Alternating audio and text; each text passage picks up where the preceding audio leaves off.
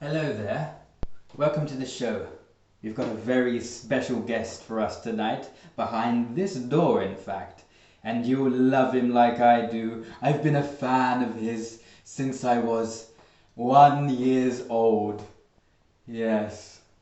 So, shall we get on with the show? So, get a cup of tea, get a biscuit, and join us for a very special occasion.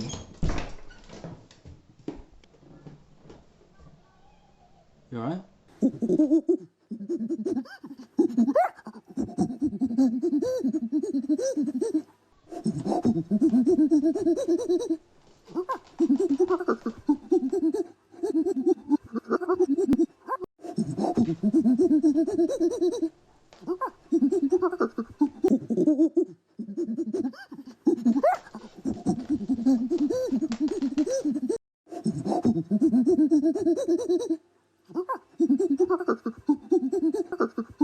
Any advice you would give to any aspiring young actors of today's generation?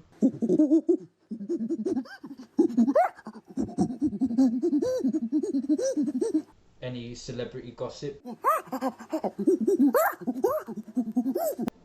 What's your stance on the current global warming crisis?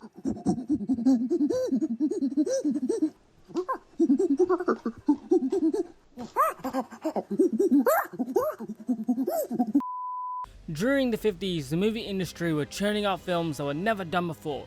This was the golden age for the big monster science fiction films that we have today, such as Godzilla, Forbidden Planet, The Beast from 20,000 Fathoms, and many others. King Kong, Kongo, came out around the 1930s, but he was around the time where horror monsters were regular human-sized people and not big monsters. Only till the 1950s with Godzilla did the big monster films really explode. And as time continued, those movies slowly became irrelevant, slowly fading out, slowly being forgotten.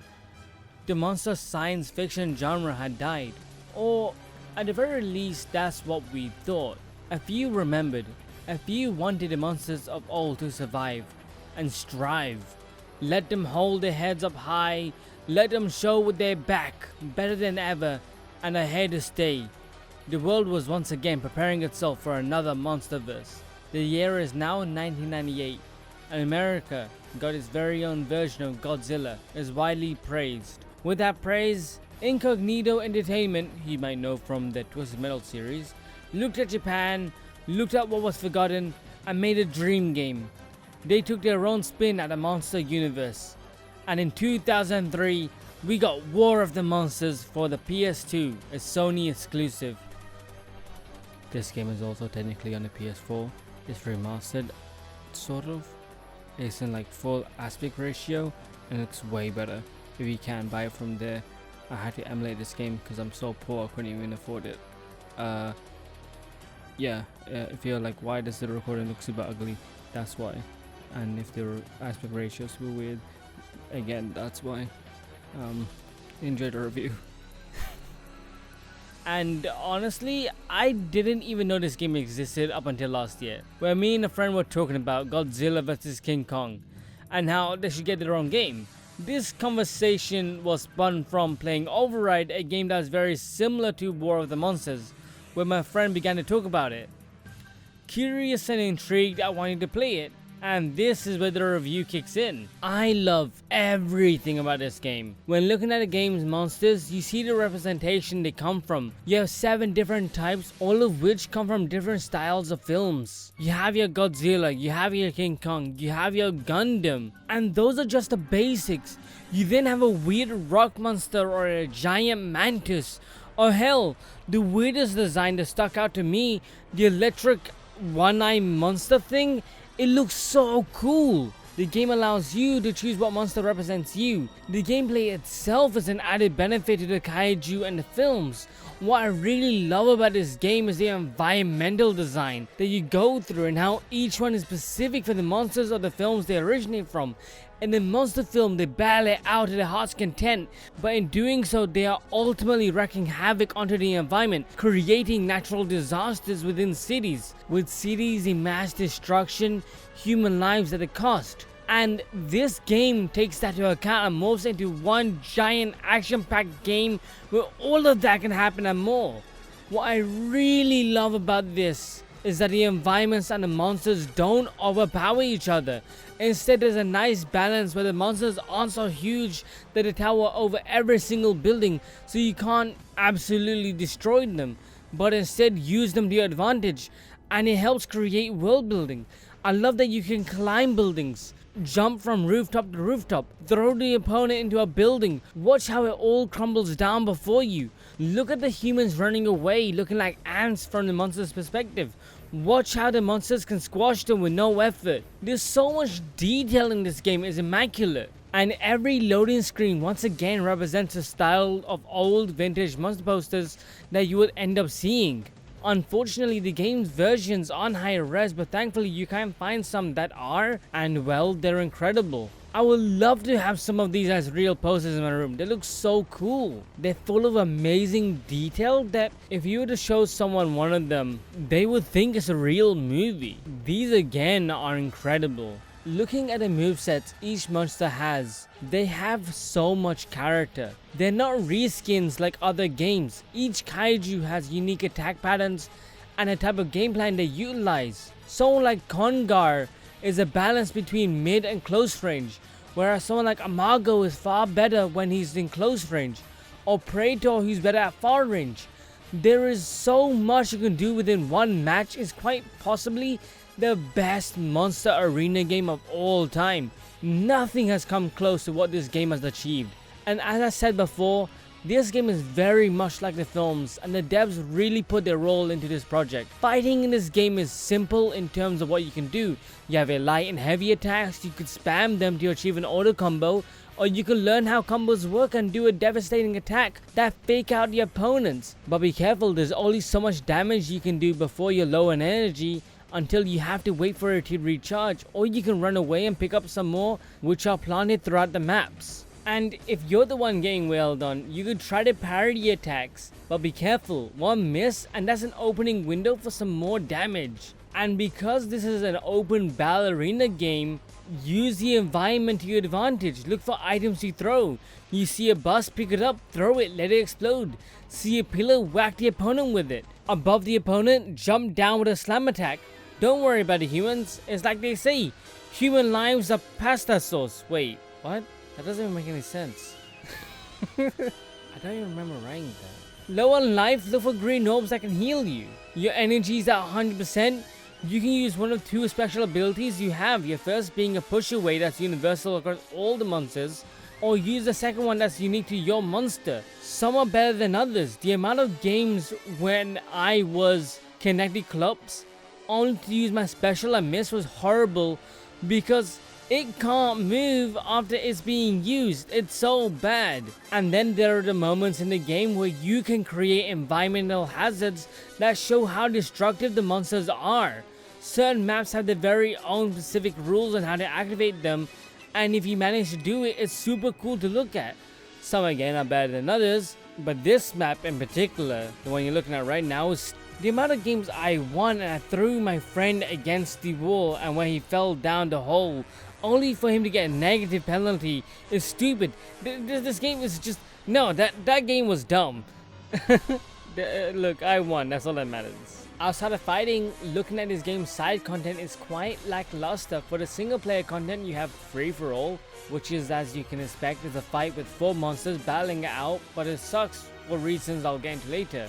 Then there's Endurance, which is just a survival mode. It's fine, but it sucks. And finally, there's Adventure Mode, which is a story mode, and is the best one out of the two. But it also has a surge of problems. For one, it goes on for far too long, and at first glance that might not seem like an issue, but when they go on for almost an hour, it does. And on top of that, each time you play the story, it plays out the same way over and over again, with no changes. If you play the adventure mode once, there's no reason to go back and do it all over again. The adventure mode is fun and all, but it should have been something akin to an arcade mode like Tekken, where you fight a number amount of people till you reach the boss to unlock the ending. Instead, in adventure mode, you fight 3 bosses. Each one is cool in design and easy to defeat, but on top of that, you are then also fighting so many enemies, not just once, but multiple times throughout the game. It would be fine if I had to fight 7 enemies, then the boss, then the ending, but instead you fight the same person so many times. It becomes frustrating. And not only just for that reason, sometimes you fight multiple enemies at once. It sucks. And this is why I'm calling the mode free-for-all bad.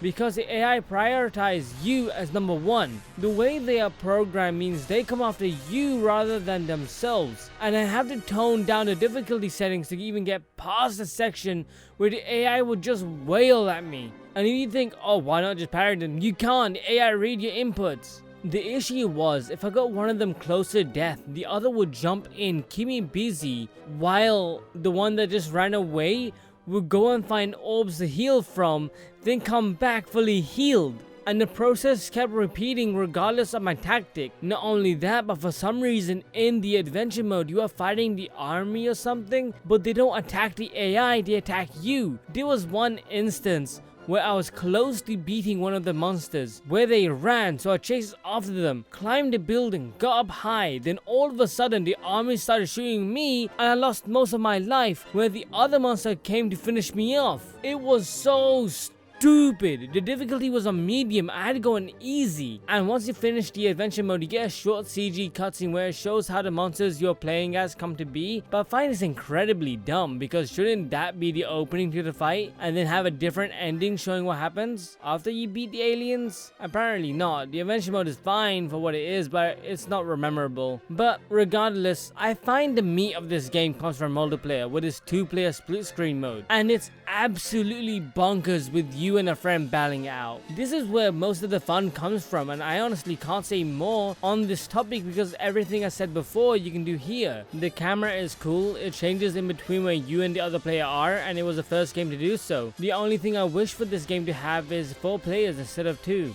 But because of hardware and budget, they didn't get to do it, and I hope one day if this game ever comes back with a remaster, they have to add 4-player split screen. And outside of that, you can use the money you got from fighting and put it towards the store.